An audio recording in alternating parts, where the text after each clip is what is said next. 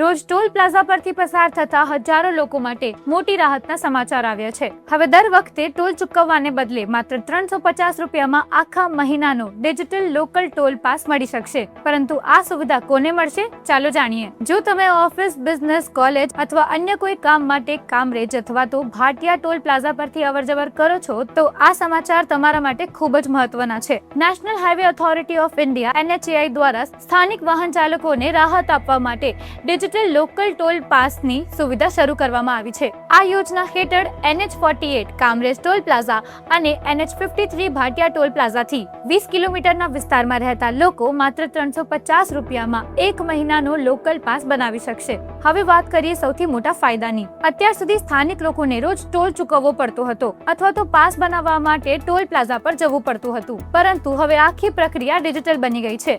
એટલે તમે રાજમાર્ગ યાત્રા એપ દ્વારા ઘરે બેઠા જ અરજી કરી શકો છો। અરજી કર્યા બાદ જો તમારો પાસ મંજૂર થઈ જાય તો તમે જે ટોલ પ્લાઝા માટે પાસ લીધો હશે ત્યાં આખા મહિના દરમિયાન તમે અમર્યાદિત વખત અવરજવર કરી શકશો। એટલે રોજ એક જ રૂટ પર મુસાફરી કરતા લોકો માટે આ યોજના સમય અને ખર્ચ બંને બચાવવામાં મદદરૂપી બની શકે છે। હવે જાણીએ કે આ સુવિધા કોને મળશે। આ લોકલ પાસનો લાભ માત્ર ખાનગી કાર, જીપ અને લાઇટ મોટર વ્હીકલ માટે જ મળશે। જો તમારી પાસે કમર્શિયલ વાહન છે તો આ યોજના તેના માટે લાગુ પડતી નથી। આ ઉપરાંત વાહન પર એક્ટિવ ફાસ્ટેગ હોવું ફરજિયાત છે। અરજી કરતી વખતે વાહનની RC બુક, ફાસ્ટેગની માહિતી અને અન્ય જરૂરી દસ્તાવેજો અપલોડ કરવાના રહેશે। સૌથી મહત્વની વાત એ છે કે આ પાસ માત્ર તે લોકોને જ મળશે જે 20 કિલોમીટરના વિસ્તારની અંદર જ રહે છે।